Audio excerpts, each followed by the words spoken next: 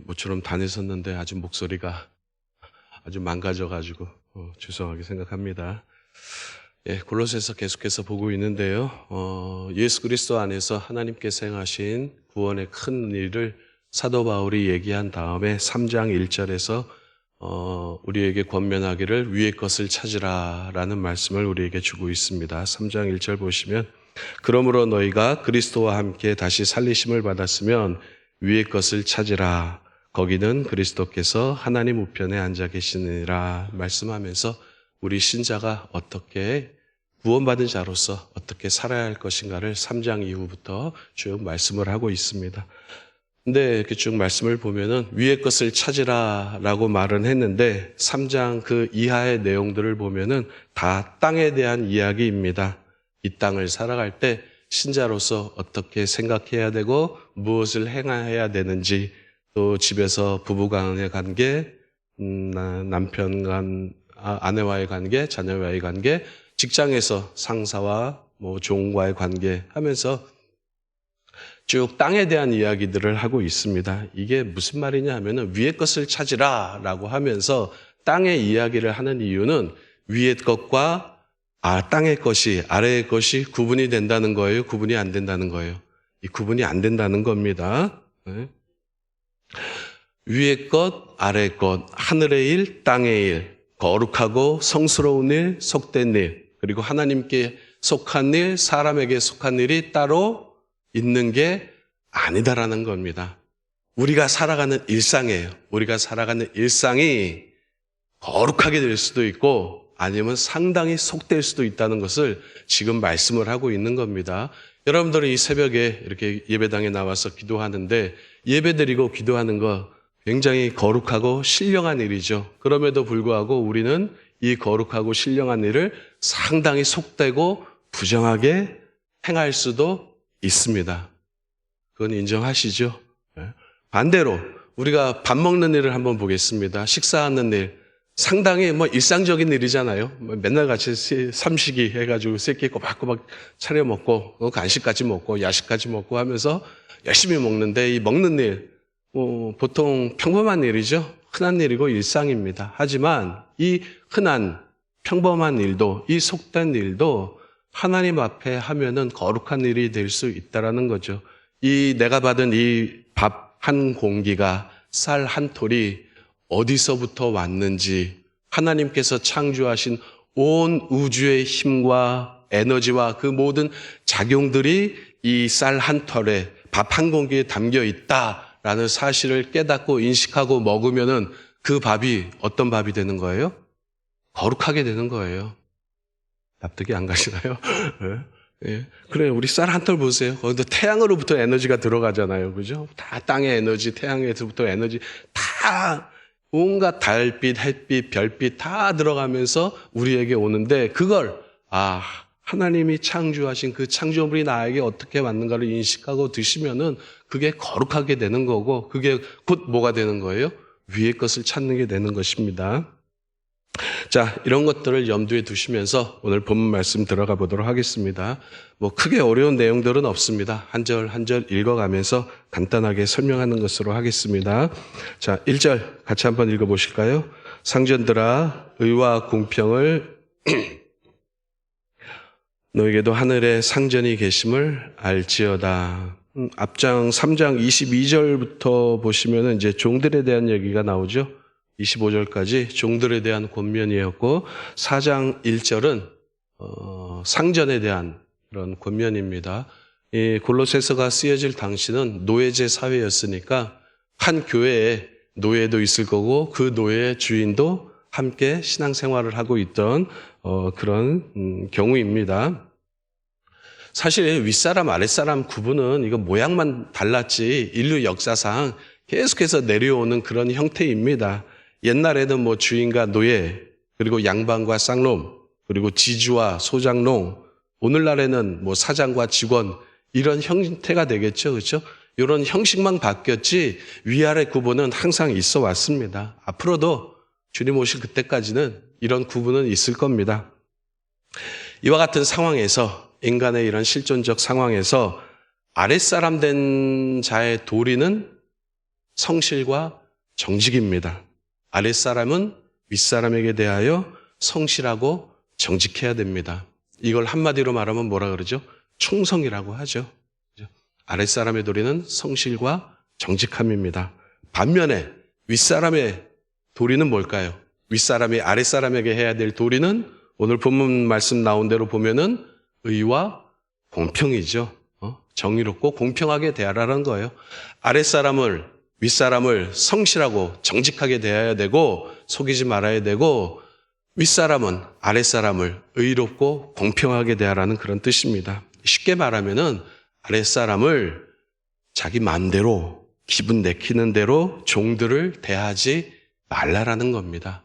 상 줄 자에게는 상을 주고 벌을 줄 자에는 벌을 주되 정확한 기준과 판단에 의해서 행동해야지 이런 것 없이 자기 마음에 든다고 잘못했다고 쓱 감싸주고 자기 마음에 안 든다고 별것 아닌 것 가지고 그냥 호통치고 난리치면 된다는 겁니까? 안 된다는 겁니까? 안 된다는 거죠. 윗사람일수록 공평과 정의의 잣대를 운전하게 돼서 종들을 똑같이 대하라 하는 그런 뜻입니다.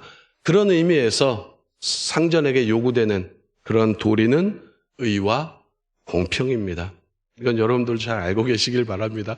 내가 항상 아랫사람 되는 게 아니잖아요. 그죠? 그렇다고 내가 항상 윗사람 되는 것도 아니고 어떤 때는 내가 아랫사람 되고 또 시간이 지나면 내가 윗사람이 되는데 그때 상황에 맞춰서 우리 신자들이 처해야 될 도리는 뭐냐면은 윗사람에게 대해서는 항상 성실과 정직으로 대해야 되고 아랫사람에 대해서는 의와 공평으로 대해야 된다. 이런 말씀입니다. 특별히 상전된 신자들은 하늘에도 상전이 있음을 알고 하나님 앞에서 모든 일을 공정하고 정직하게 판단하여 행해야 된다 하는 그런 뜻입니다. 이제 좀 더 쉽게 얘기해서 원색적으로 말해서 아랫사람이라고 자기 마음대로 할 수 있는 쫄따구가 아니라 하나님의 형상을 지닌 인격으로 대하라는 그런 뜻입니다. 1절 말씀은요. 자, 2절에서 4절 넘어가겠습니다. 같이 읽습니다. 기도를 계속하고 기도에 감사함으로 깨어있으라. 또한 우리를 위하여 기도하되 하나님이 전도할 문을 우리에게 열어주사 그리스도의 비밀을 말하게 하시기를 구하라. 내가 이 일 때문에 매임을 당하였노라. 그리하면 내가 마땅히 할 말로써 이 비밀을 나타내리라. 자, 기도에 감사함으로 깨어있으라라는 말이 2절에 나옵니다. 무슨 말이냐면 모든 상황에서 주신 은혜에 감사하며 기도하라는 그런 뜻입니다. 영성의 표지, 이 감사가 영성의 표지죠. 그죠? 수많은 영성의 표지, 내가 영성이 있다는 것을 알려줄 수 있는 여러 가지 표지들이 있는데 이 감사도 영성의 한 표지입니다. 하나님께서 이미 나에게 주실 것은 다 주셨다. 더 이상 나는 원하는 것이 없다. 하나님께서 어련히 알아서 다 주셨겠느냐. 이것이 은혜 받은 자의 심령이라는 것을 여러분들이 잊지 마시기를 바랍니다. 하나님께서 이미 여러분들에게 주실 거는 다 주셨습니다. 있어야 될 것, 필요한 것들은 다 주셨습니다. 이게 은혜 받은 자의 심령이고요. 영성의 반대가 뭐냐면 욕망이죠. 욕망에 충만한 사람은 아직도 부족하다고 여기게 되죠. 그죠? 어떤 때 우리는 기도 열심히 합니다. 그 기도를 하면은 그 기도가 영성의 표시인 줄로 아는데 아닐 수도 있습니다. 기도도 기도 나름입니다. 그죠? 영성의 표현일 수도 있지만 내 욕망의 표현을 기도로 할 수도 있다는 것을 여러분들이 잘 분별하시고 오늘 말씀 잘 묵상하시기를 바랍니다.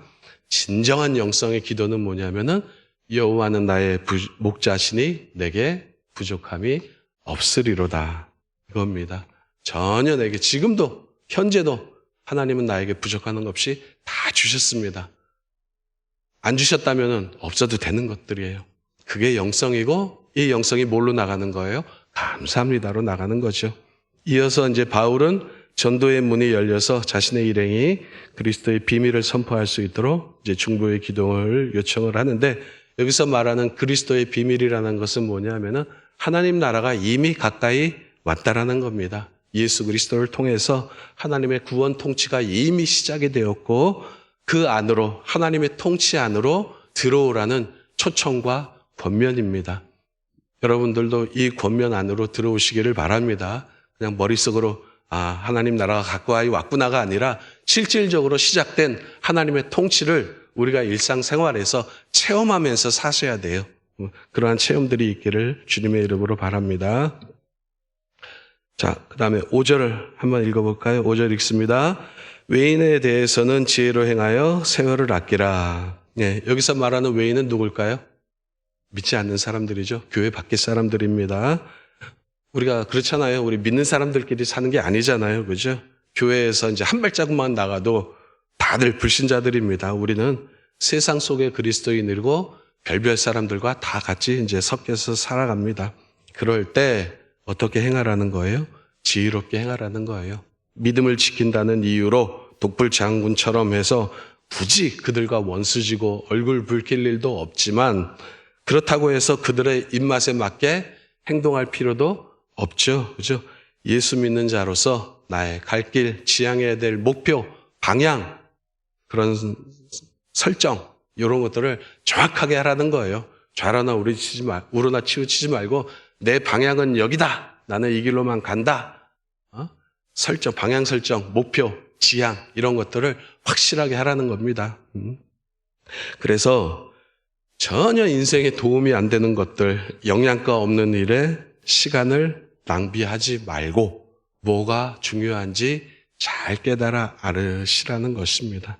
세월을 아끼라라는 말은 시간이 얼마 남지 않았다는 거죠.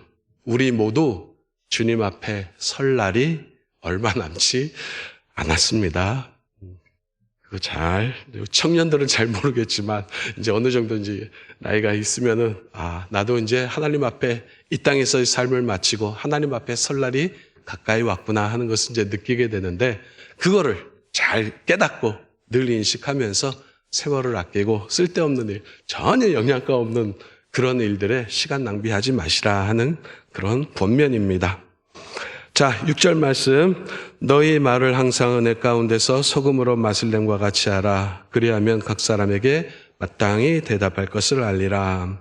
간단하죠. 말 좀 이쁘게 하라는 겁니다. 진실되고 선하고 은혜로운 말, 덕스러운 말을 하시라. 이런 겁니다. 말에 대해서는 원로 목사님, 담임 목사님 늘은히 강조하시니까 더 이상 드릴 말씀은 없고, 여하튼 간에 말 좀 이쁘게 하도록 우리 했으면 좋겠습니다. 자, 이제 7절에서 9절 마지막 같이 읽습니다. 두기고가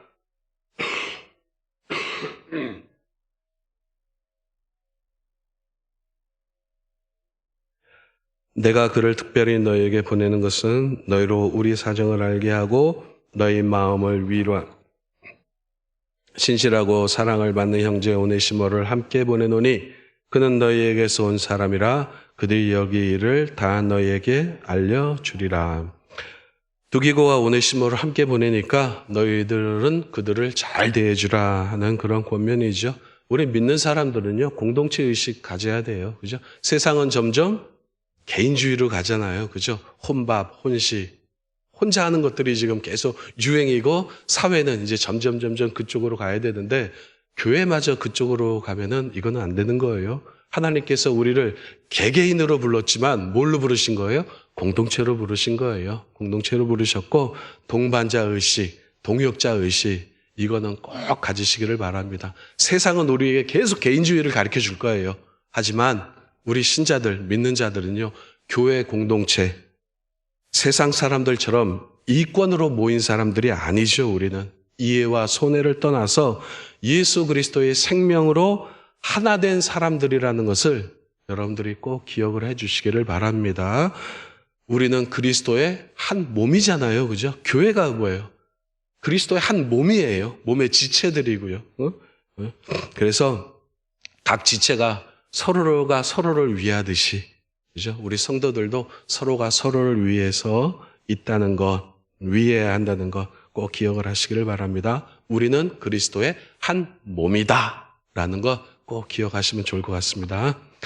자, 우리 함께 기도하도록 하겠습니다.